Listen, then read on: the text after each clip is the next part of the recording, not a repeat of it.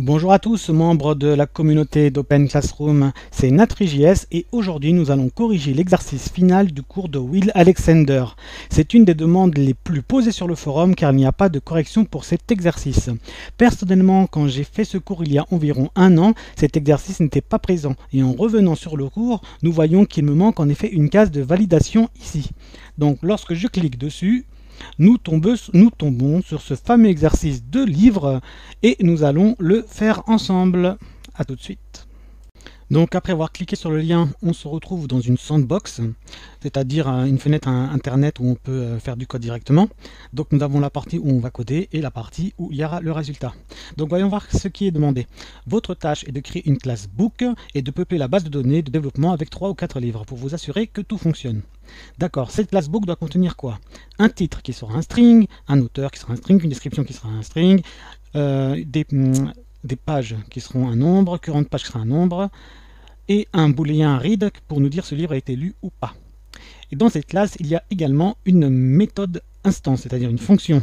Cette fonction s'appellera readbook et elle contiendra un argument qui s'appellera page. Donc, elle nous permet quoi cette fonction? Si l'argument page est inférieur ou supérieur au nombre total de pages, readbook retourne 0. Ça veut dire que là, il y a une erreur. Donc si ça nous retourne 0, c'est qu'il y a une erreur. Parce qu'on n'a pas des pages négatives et le nombre de pages ne peut pas être, de current pages ne pourra pas être supérieur au nombre de pages du livre. Si l'argument page est supérieur ou égal à 1 et inférieur au nombre total de pages, alors readbook modifie le champ de current page de l'instance pour être égal à la valeur de l'argument passé et retourne 1. C'est un petit peu compliqué à comprendre lorsqu'on lit comme ça, j'ai dû lire plusieurs fois pour comprendre. Donc en fait, si le nombre de pages est supérieur à 1, ça veut dire qu'on a commencé le livre, mais inférieur à la dernière page du livre, ça veut dire qu'on est en train de lire le livre. Donc, dans ce cas-là, bon, on n'a pas d'erreur, donc ça retourne 1. Si l'argument page est égal au nombre total de pages du livre, alors current page de l'instance pourra être égal à la valeur de l'argument passé, on modifie le champ read de l'instance et on retourne 1.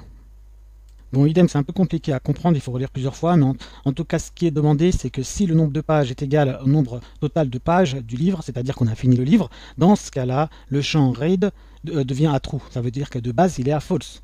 Et on retourne 1 aussi pour signifier qu'il n'y a pas d'erreur. Donc, quand vous aurez créé la classe book, vous créerez au moins 3 livres d'instances qu'on mettra dans le tableau.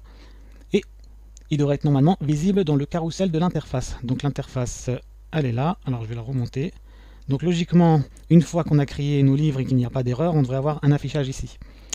Donc, suivez les instructions, mettez à jour la page actuelle. Bon, on verra le reste plus tard. Déjà, on va faire ce qui nous demandait avant de faire les tests. Donc voici notre fichier book.js, donc qui commence par un export class book, un export const book. Donc pour ceux qui n'ont pas l'habitude de JavaScript et des imports et des exports, ils ne comprennent pas trop ce que ça veut dire. On ne sait pas si on doit mettre notre code à l'intérieur de cette classe, on doit ou bien recréer la classe book en dessous, donc c'est un peu compliqué. Ils auraient dû mettre un petit commentaire comme ça, par exemple, écrivez votre code ici. Ça aurait été plus clair déjà. Bon. Normalement, ça s'écrit là-dedans. Donc on commence par quoi? Une classe, elle a besoin d'un constructeur. Ce constructeur, il va contenir quoi? Il va contenir les variables qu'on va utiliser dans notre classe.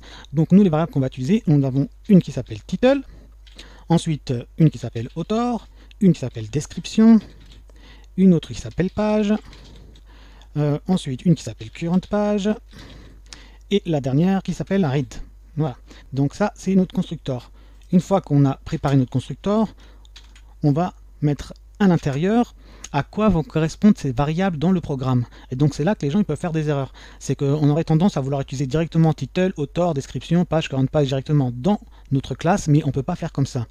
On doit utiliser obligatoirement le mot-clé this, voilà, this, bon, mon anglais n'est pas terrible. Donc si on veut utiliser title, on doit faire this title est égal à la variable title qui est ici.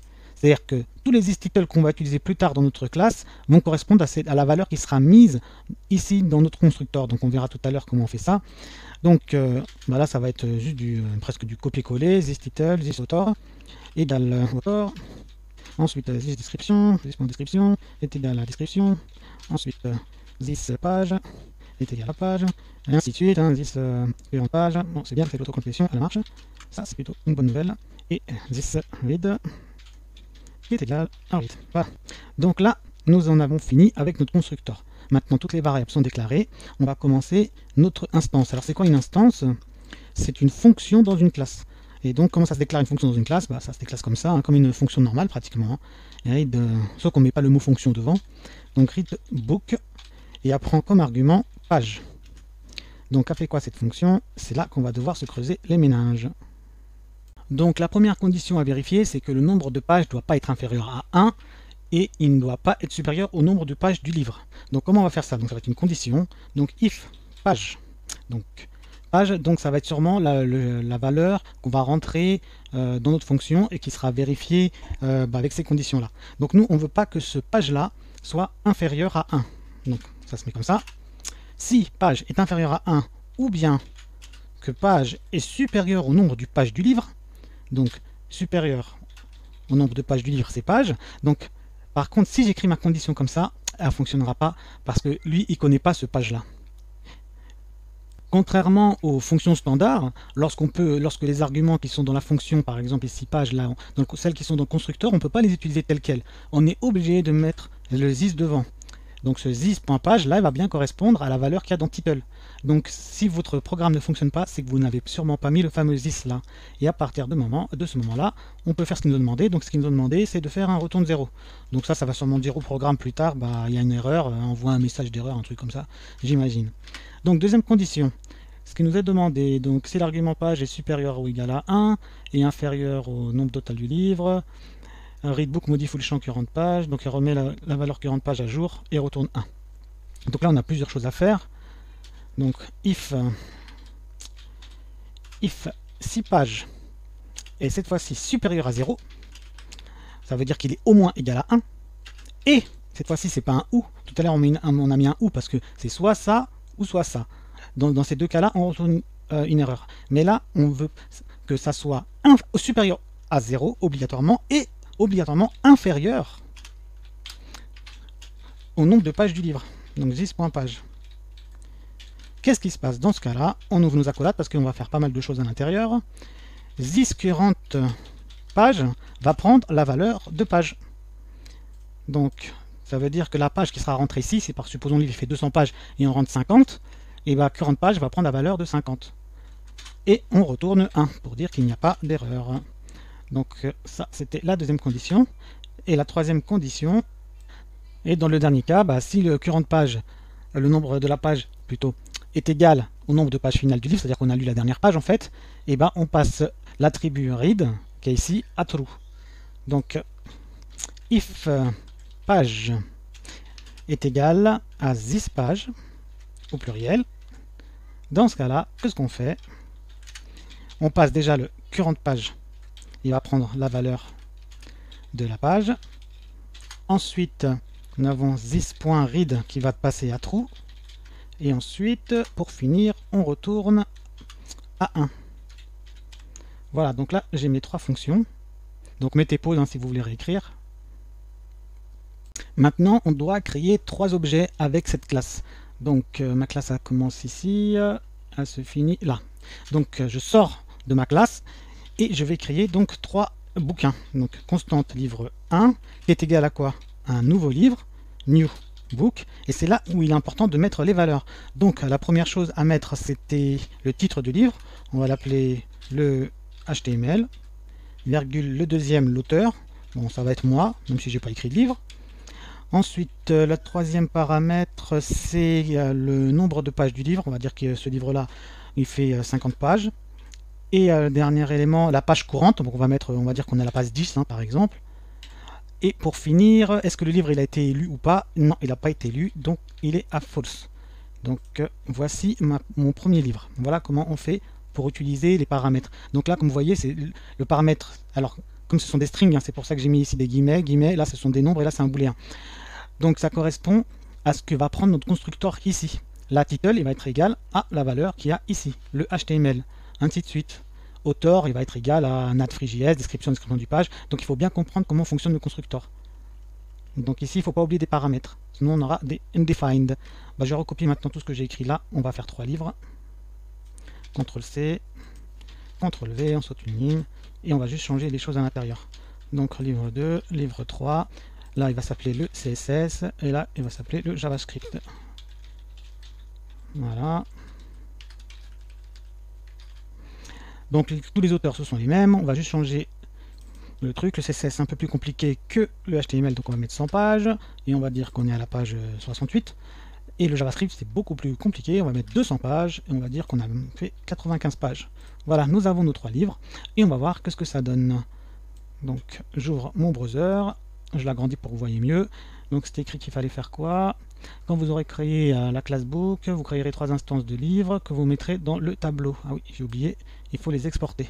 Donc les 3 livres qu'on a créés ici, les 3 objets, on va les mettre dans notre tableau. Donc livre 1, virgule, livre 2, virgule, livre 3. Voilà, ça c'est fait. Ensuite, qu'est-ce qu'on doit faire? Pour vérifier votre travail, actualisez le navigateur intégré. Donc l'actualisation, ça va se passer là. Vos instances book devraient être visibles dans le carrousel. Allons voir si on n'a pas fait d'erreur. Donc on actualise. Donc là j'ai bien un livre, le HTML, NatFree, il fait bien 50 pages. J'ai une input pour mettre des valeurs, un update, j'ai des flèches sur les côtés, sûrement c'est pour changer de livre. Donc là c'est mon livre CSS, et là c'est mon livre JavaScript, NatFree.js, 200 pages, on est bien à la page 95. Donc a priori pour le moment ça fonctionne. Donc, qu'est-ce qu'il faut faire maintenant? Pour tester votre méthode Instance Readbook, suivez ces instructions pour 3 livres sans rafraîchir la page. Donc pour les 3 livres, il va falloir faire quoi? Mettre à jour la page actuelle avec une page valable qui est inférieure au nombre total de la page, mettre à jour la page actuelle avec exactement le même nombre de pages, et normalement il devrait apparaître dans la liste lue. Quand vous aurez accompli ces tâches-là, votre navigateur devrait afficher une alerte qui contient un mot. Ce mot est la réponse à la seule question de ce quiz. Donc normalement nous avons des trucs. Ah oui, donc là lu. Si notre livre est à lu, il devrait s'afficher ici normalement. Donc voyons voir déjà si ça fonctionne. Je réactualise un petit coup. Si je mets 0, est-ce qu'on a une erreur? Alors invalide page number, on a bien une erreur. Si je mets donc si je mets 51, voyons voir ce qui se passe, ça fait encore une erreur. Donc ça c'est le retour de 0 j'imagine.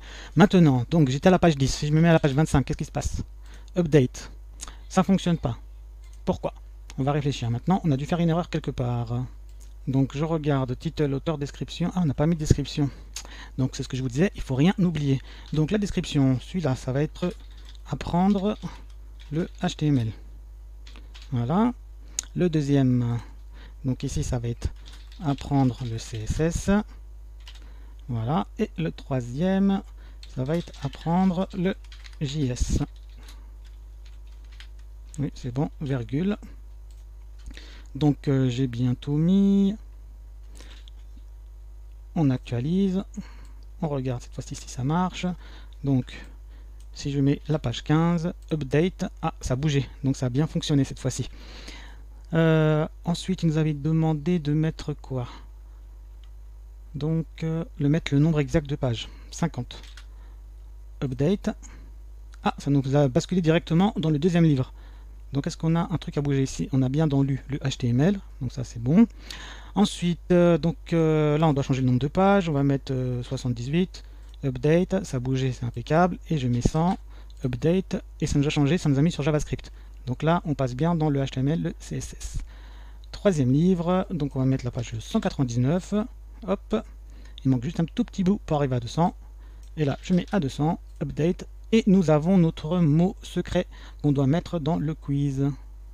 Donc ce mot, moi je vais le flouter, comme ça vous ne le verrez pas, vous serez obligé de refaire tout l'exercice. Je vais juste valider mon diplôme, parce qu'il me manque mon petit carré ici. Donc on avait le choix entre chat, chien, chaton, chiot, chèvre et mouton. Donc comment je vais faire? Je vais tout flouter, comme ça vous ne verrez pas où j'ai cliqué. Donc moi je clique là-dessus, je suis sûr de ma réponse, et je valide. Qu'est-ce qui se passe? Parfait, j'ai tout validé. Est-ce que j'ai un diplôme maintenant?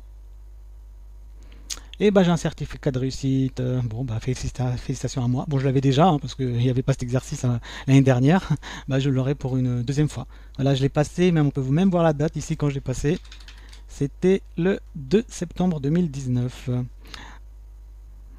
Alors, petit conseil pour les débutants, si vous n'avez pas compris les classes, n'ayez pas peur. Sincèrement, les classes, on les utilise finalement pas tant que ça. Là, on va vraiment les utiliser, c'est plutôt dans les jeux où on utilise beaucoup les objets.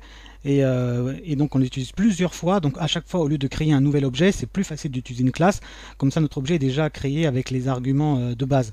Donc, moi, par exemple, là où je l'ai utilisé, j'ai utilisé quand j'ai fait une calculatrice et quand j'ai fait aussi un jeu de casse-briques. Donc le code est sur mon GitHub si vous voulez y jouer. Donc dans mon casse-brique, qu'est-ce que j'avais fait? J'avais fait une classe shape, ça veut dire forme. donc avec mon constructeur qui prenait une position X, Y de ma brique ou de ma balle, sa largeur, sa hauteur, radius, c'est-à-dire le rayon, et une couleur.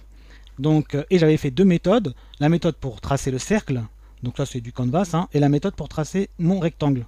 Donc après vous voyez le code un petit peu, donc c'est quand je les appelais ici. Donc j'avais une balle, alors même un peu plus haut. Donc voilà, plutôt ici j'avais fait le paddle c'est le petit pad qu'on bouge quand on joue casse-brique. Donc new shape, donc là j'appelle ma classe, je mettais en x0, 0, c'est-à-dire qu'il était tout en bas, la largeur de 120 pixels, la largeur et la couleur bleue, hop, et donc ici ma balle, c'était un new shape aussi, et donc pareil, hein, je mettais ses coordonnées, en plus j'avais même mis à quoi correspondaient les informations ici pour m'en rappeler, et après j'ai utilisé surtout pour rappeler les briques. Toutes les briques que je devais créer, donc j'avais pas mal de briques à créer, donc c'était plus facile d'utiliser les classes. Sinon, réellement, ce qu'on va utiliser, c'est surtout les objets. Et donc, si vous devez vous attarder sur une chose, ce sont les objets. Vous devez maîtriser les objets parfaitement. C'est pas très compliqué. Un objet, en fait, c'est juste c'est une espèce de tableau avec des clés et des valeurs. Voilà, donc si vous avez compris ce principe-là, si vous voulez que je fasse une vidéo dessus, bah, vous me le dites et je me ferai une joie de la faire.